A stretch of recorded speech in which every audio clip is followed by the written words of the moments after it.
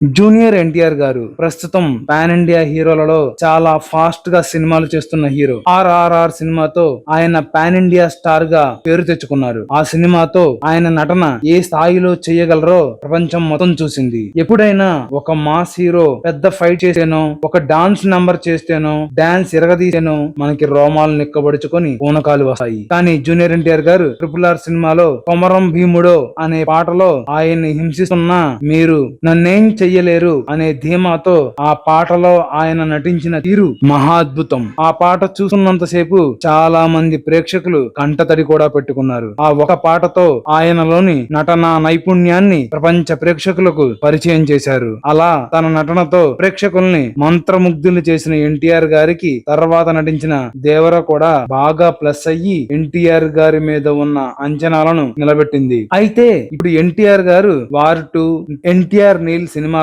చాలా బిజీగా ఉన్నారు. వార్ 2 సినిమాలో హృతిక్ రోషన్ గారితో కలిసి నటిస్తున్నారు. RRR, దేవరా సినిమాలతో ఎన్టీఆర్ గారిలోని ఒక రకమైన పర్ఫార్మెన్స్ చూసిన హిందీ ప్రేక్షకులు వార్ 2 సినిమాతో ఆయన యాక్షన్, స్టంట్స్ అలాగే ఆయన నటనలో ఉండే స్పార్క్ ని కూడా చూస్తారు. అది గనక హిందీ ప్రేక్షకులకు పరిచయం అయితే ఆయన స్పీడ్ ని తట్టుకోవడం ఎవ్వరి వల్ల కాదు. ఎన్టీఆర్ గారి గురించి సరిగ్గా తెలియాలంటే సినిమాల్లో ఆయన్ని చూడడం ఎంత బాగుంటుందో ఇంటర్వ్యూస్ లో, ప్రీ రిలీజ్ ఈవెంట్స్ లో, షూటింగ్ లొకేషన్స్ లో ఆయన్ని చూస్తే ఆయన మాట్లాడే విధానం, ఎదుటి వారిని ఆట పట్టించే విధానం, ఆయనలో ఉండే సమయ స్ఫూర్తి, తెలివితేటలు, అపారమైన జ్ఞాన సంపద ఇవన్నీ ప్రేక్షకుల్ని ఆశ్చర్యపరుస్తాయి. వాటికి ఉదాహరణే బిగ్ బాస్ షో, ఎవరు మీలో కోటీశ్వరుడు ప్రోగ్రామ్స్. అవి ఎంతగా సక్సెస్ అయ్యాయో మనం ప్రత్యేకంగా చెప్పవసరం లేదు. అలాగే బిగ్ బాస్ షోలో ఎన్టీఆర్ గారి హోస్టింగ్ చాలా గొప్పగా, చాలా బాగుండేది. అసలు ఆయన కోసమే ఎంతో మంది ప్రేక్షకులు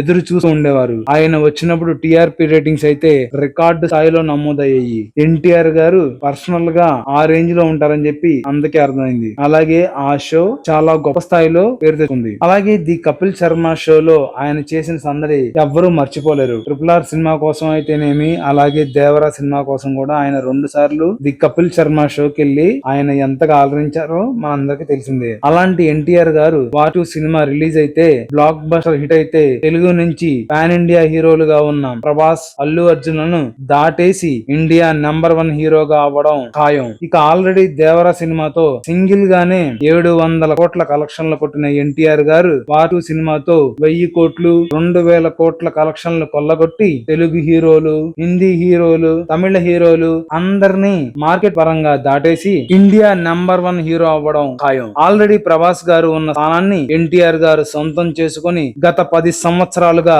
పరాజయం అనేది లేకుండా కొనసాగిస్తున్న జైత్ర యాత్రని ఇంకా నెక్స్ట్ లెవెల్ కి తీసుకెళ్లి ప్రపంచ ప్రేక్షకుల్లో తన స్థానాన్ని, స్థాయిని చిరస్థాయిగా నిలబెట్టుకుంటారు. ఆల్రెడీ ప్రభాస్ గారు బాహుబలి, బాహుబలి 2, సాహో, రాధేశ్యామ్, ఆది పురుష్, సలార్, కల్కి సినిమాలతో ఇండియా మొత్తాన్ని ఒక ఊపు ఊపుతున్నారు. ఆయనకి ఎన్టీఆర్ గారు కూడా తోడైతే ప్రపంచ సినిమాని, తెలుగు సినిమా ఇండస్ట్రీ ఏలుతుందనడంలో ఎటువంటి సందేహం లేదు. అందులోనూ ఎన్టీఆర్ గారు ప్రభాస్ గారి కన్నా చాలా ఫాస్ట్ గా సినిమాలు చేయగలరు. రాబోయే 2 సంవత్సరాల్లో వార్ 2, ఎన్టీఆర్ నీల్ సినిమాలు రిలీజ్ అయితే ప్రభాస్ గారిని, అల్లు అర్జున్ గారిని ఎన్టీఆర్ గారు చాలా సునాయాసనంగా దాటేస్తారు. అలాగే దాటేసి కొత్త చరిత్రను సృష్టించాలని మనం కూడా కోరుకుందాం.